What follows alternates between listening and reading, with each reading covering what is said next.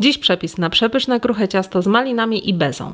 Jest to ciasto idealne na każdą okazję, jego przechowywanie nie wymaga lodówki, dobrze się kroi i pięknie prezentuje na paterze. Spód jest kruchy i delikatny, a warstwa malin idealnie komponuje się ze słodką bezą. Polecam. A zaczynam od spodu. Składniki na kruche ciasto powinny być zimne, w miarę możliwości wyjęte bezpośrednio z lodówki. Przesianą mąkę wrzucam do misy miksera, dodaję sól, proszek do pieczenia i pokrojone na drobne kawałki zimne masło. Całość mieszam mieszadłem typu K na najniższych obrotach do momentu, gdy kawałki masła nie będą praktycznie widoczne w mące. Kiedy tak się stanie, dodaję cukier, puder i żółtka. I całość mieszam do momentu, aż powstaną wyraźne kawałki ciasta. Ciasto można również przygotować na stolnicy tradycyjnym sposobem. W razie problemów z zagniataniem można dodać 1 łyżkę kwaśnej śmietany, oczywiście zimnej. Gotowe ciasto wyjmuję z miksera, zagniatam z grubsza, zawijam w folię i wstawiam do lodówki na 30 minut, może być też dłużej. Połowę schłodzonego ciasta ścieram na grubych oczkach tarki na dno przygotowanej blaszki, u mnie 20 na 30 cm.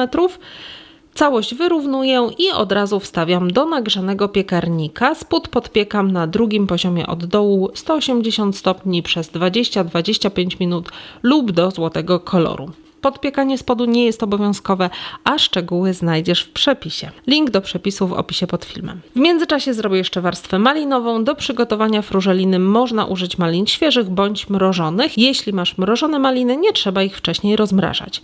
Maliny, cukier i skrobię ziemniaczaną wrzucam razem do garnka i dokładnie mieszam. Następnie podgrzewam na małym ogniu, aż się całość zagotuje. Gorącą frużelinę można dodatkowo przetrzeć przez sito, aby pozbyć się pestek. Ja tego nie robię, ponieważ my lubimy frużelinę z pestkami. Jeśli nie używasz frużeliny od razu, przykryj jej wierzch folią, aby nie zrobiła się skórka. I teraz tak przygotowaną frużelinę wykładam od razu na podpieczony spód. Może być wyłożona na ciasto nawet bardzo gorąca. I na koniec jeszcze beza, jeśli miewasz z nią problemy. Jeśli Ci opada albo się generalnie nie udaje, to gorąco zachęcam do przeczytania wszystkich uwag i wskazówek w przepisie. Tak jak mówiłam, link do przepisu jest w opisie pod filmem. Białka do bezy powinny mieć temperaturę pokojową. Umieszczam je w misie miksera i ubijam na średnich obrotach na sztywno. Następnie po łyżce dodaję cukier, cały czas kontynuując ubijanie. Od momentu, kiedy dodam cały cukier, ubijam bezę jeszcze przez 7-8 minut na średnich obrotach miksera. Następnie dodaję skrobię i całość już tylko krótko mieszam, tak aby wszystko się połączyło. Gotową bezę od razu wykładam na frużelinę i wyrównuję. Na wierzch ścieram drugą połowę ciasta. I całość od razu wstawiam do nagrzanego piekarnika. Tak jak przy podpiekaniu spodu 180 stopni bez termoobiegu. Ciasto piekę na drugim poziomie od dołu przez jakieś 45 do maksymalnie 50 minut, bądź do momentu, gdy wierzch nabierze złoto-brązowego koloru. Ciasto, a właściwie beza w trakcie pieczenia na pewno się mocno podniesie. Ciasto powinno wyglądać mniej więcej tak jak u mnie na koniec pieczenia i od razu uprzedzam, że ta akurat beza w sposób naturalny opadnie w trakcie studzenia.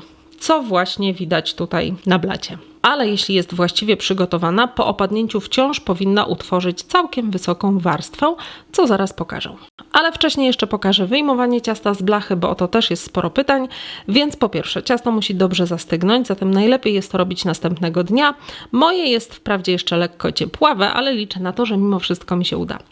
I najpierw jedna deseczka taka pomocnicza i sprawny przewrót. A potem robię już to samo z właściwą podkładką. Kluczowe jest tutaj sprawne, jak najszybsze odwrócenie ciasta, delikatne i powolne przewracanie skończy się tym, że ciasto trzeba będzie jeść łyżką, oby tylko nie z podłogi. A tak prezentuje się w przekroju już następnego dnia po całkowitym wystudzeniu. Smacznego! A więcej sprawdzonych przepisów znajdziesz w moich książkach. W każdej z nich są najlepsze, sprawdzone również przez Was przepisy na ciasta i inne słodkie wypieki. Do każdego przepisu są zdjęcia, dokładny opis przygotowania oraz film pokazujący wykonanie ciasta krok po kroku.